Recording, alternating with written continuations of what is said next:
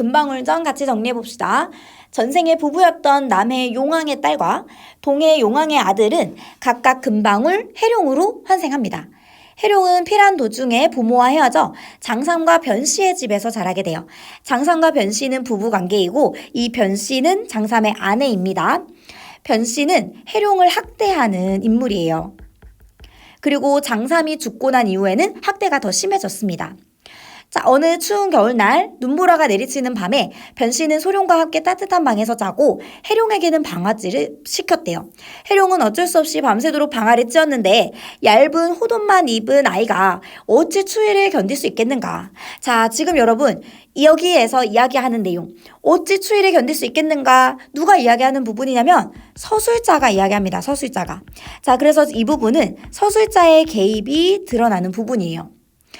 추위를 이기지 못해서 잠깐 쉬려고 자기 방에 들어가니 눈보라가 방 안에까지 들이치고 덮을 것이 하나도 없었다. 자, 그래서 추위에 죽을 위기를 겪고 있어요. 이게 해룡이가 겪는 위기 첫 번째입니다. 해룡이 몸을 잔뜩 웅크리고 엎드려 있는데 갑자기 방 안이 대낮처럼 밝아지고 여름처럼 더워져서 온몸에 땀이 나요. 자, 그러면 비현실적인 일이 일어나고 있죠. 우리 이렇게 비현실적인 내용을 전기성이 드러난다라고 합니다. 전기성.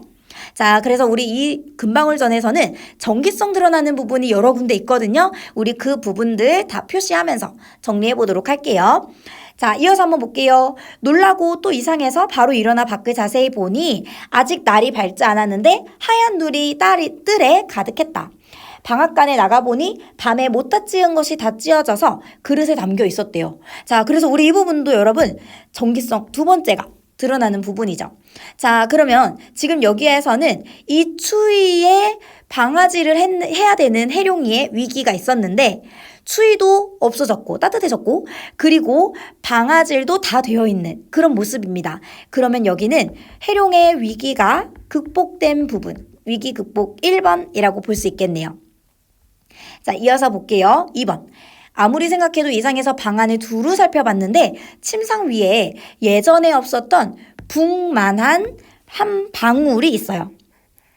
그래서 북처럼 큰 방울 하나가 있는데 이게 바로 금방울입니다. 금방울.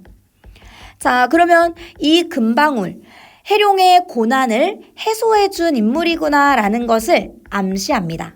방울 하나가 있었다는 거는요.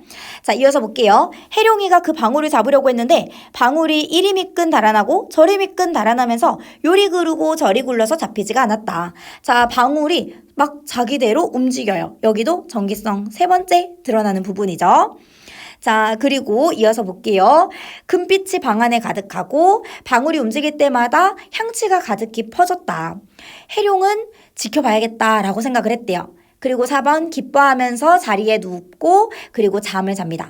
자, 두 번째 줄이에요. 이때 변씨 모자는 추워서 잠을 자지 못하고 떨며 앉아있다가 날이 밝자마자 밖으로 나와봤더니 눈이 쌓여서 온 집안을 뒤덮었고 찬바람이 얼굴을 깎듯이 세차게 불어 몸을 움직이는 것마저 어려웠다. 변씨는 해룡이가 틀림없이 얼어 죽었겠다라고 생각을 해요. 그리고 6번이에요. 방 안을 봤더니 해룡이가 오히려 벌거벗은 채 깊이 잠들어 있네요. 놀라서 깨우려다가 자세히 살펴보니 하얀 눈이 온 세상 가득 쌓여 있는데 오직 해룡이가 자고 있는 사랑채 위에만 눈이 한 점도 없고 더운 기운이 연기처럼 일어나고 있었다. 그래서 여기도 전기성, 우리 네 번째가 드러나는 부분입니다. 이어서 볼게요.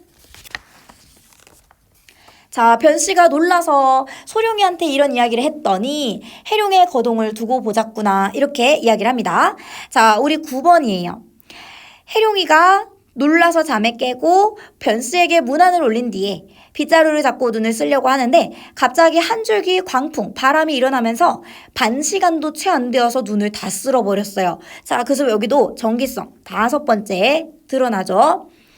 자, 변씨는 이거를 신통하게 여기면서 마음속으로 생각해요. 10번. 분명 해룡이 요술을 부려 사람을 속인 거다. 해룡을 집에 오래 두었다가는 큰 화를 당하리라 라고 해서 11번. 죽일 생각을 합니다. 그리고 한 가지 계교를 떠올려요. 12번. 가구는 여러분 자기 남편을 이야기하는 말인데 이 변씨의 남편 누구였냐면 장삼이었죠. 장삼. 자, 우리 남편 돌아가신 뒤에 우리 집 가산이 점점 줄어들게 된 것은 너 또한 잘 알 거다. 구호동에 우리 집 논밭이 있는데 근래에는 호환이 자주 일어나서 사람을 다치게 해서 농사를 짓지 못하고 묵혀둔 지가 수십여 년이래요. 그 땅을 다시 일구어서 농사를 지어서 너를 장가 보내고 우리도 네 덕에 잘 살게 되면 어찌 기쁘지 않겠느냐. 다만 너를 그 위험한 곳에 보내면 혹시 후회할 일이 생길까 걱정이구나. 자, 그러면 이 부분 정리해 볼까요? 서로에게 이익이 됨을 근거로 설득하고 있어요. 너는 장가도 가고 우리는 또 잘 살게 되고 이렇게 서로에게 이익이 됨을 근거로 해서 설득하고 있습니다. 자, 근데 사실 지금 여기에서 이 땅으로 보내려는 게 호랑이한테 잡아먹히게 하려고 보내려는 거거든요. 자, 그러면 속으로는 해칠 생각인데 지금 겉으로는 걱정하는 척하고 있죠. 자, 그러면 겉과 속이 다르다. 우리 이거를 한자성어로 표리부동이라고 하죠. 표리부동. 겉과 속이 다르다. 자, 그리고 하나 더요. 입에는 꿀 바른 말을 하고 속으로는 뱃속으로는 칼을 담고 있다. 우리 이거는 구밀복검이라고 해요. 그래서 칼을 감추고 입으로는 꿀 바른 말을 하는 거. 이런 거를 구밀복검이라고 합니다. 자, 이어서 볼게요. 13번. 해룡이 기꺼이 허락하고 이제 구호동으로 가려고 해요. 변씨는 또 착한 척하면서 말리는 척합니다. 해룡이 웃으면서 이렇게 얘기해요. 사람의 목숨은 하늘에 달려 있으니. 그래서 우리 여기도 관련된 한자성어 정리할게요. 사람의 목숨, 인명, 하늘에 달려 있다. 제천. 자, 그리고 우리 17번 부분을 볼게요. 자, 구호동으로 갔어요. 자, 구호동으로 갔는데 인적은 아예 없습니다. 인적은 아예 없고 잠시 쉬고 있는데 자, 우리 이 부분이에요. 갑자기 바람이 거세게 불고 모래가 날리면서 산꼭대기에서 이마가 흰 칡범이 주홍색 입을 벌리고 달려들었다.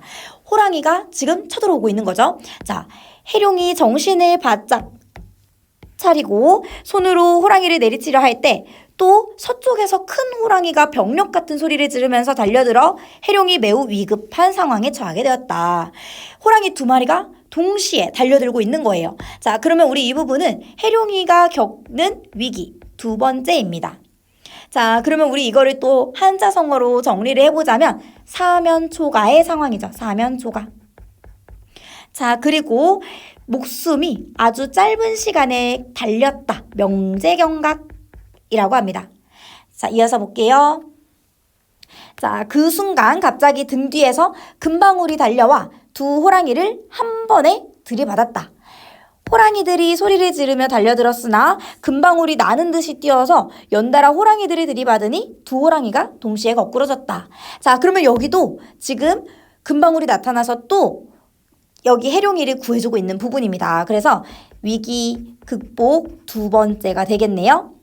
해룡이 달려들어 호랑이 두 마리를 다 죽이고 돌아보니 금방울이 번개같이 굴러다니면서 1시간도 채 안 되어서 그 넓은 밭을 다 갈아버렸다. 정기성 6번째 드러나죠. 자, 해룡은 고맙다고 사례를 합니다. 해룡이 죽은 호랑이를 끌고 산을 내려와 돌아보니 금방울은 어디로 갔는지 사라지고 없었어요. 갑자기 사라져요. 그래서 여기도 정기성 7번. 자, 한편 변씨는 해룡을 구호동 사지에 보내고 생각했다. 이 사지라고 하는 거는 여러분 죽을 꽃 이런 뜻입니다. 죽을 꽃. 해룡은 반드시 호랑이에게 물려 죽었을 것이다 라고 생각했는데 자, 해룡이가 큰 호랑이 두 마리를 끌고 왔어요. 변씨는 크게 놀랐지만 무사히 잘 다녀온 것을 칭찬합니다. 또한 큰 호랑이를 잡은 것을 기뻐하는 체하면서 해룡이에게 일찍 들어가서 쉬어라 이렇게 이야기합니다. 자, 해룡이 변씨의 칭찬에 감사드리고 제 방으로 들어가 보니 방울이가 먼저 와 있었다. 자, 아까 먼저 없어졌던 금방울이 자기보다 먼저 도착해 있어요. 여기도 정기성 8번 드러나는 부분이에요. 여기랑 관련된 한자성어 마무리하면서 정리해 볼게요. 자, 귀신처럼 나타나고 없어진다 라는 뜻의 신출귀물. 귀신처럼 나타났다가 없어진다 이런 뜻입니다.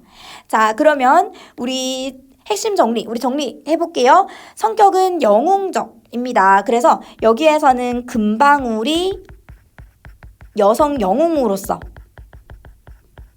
지금 해룡이를 그 위기에서 극복하는 그런 영웅으로서의 모습이 드러나죠. 그래서 우리 주제는 금령과 해룡의 고난 극복. 금령은 금방울입니다, 여러분. 자, 여기까지 정리하고 우리 마무리 해볼게요.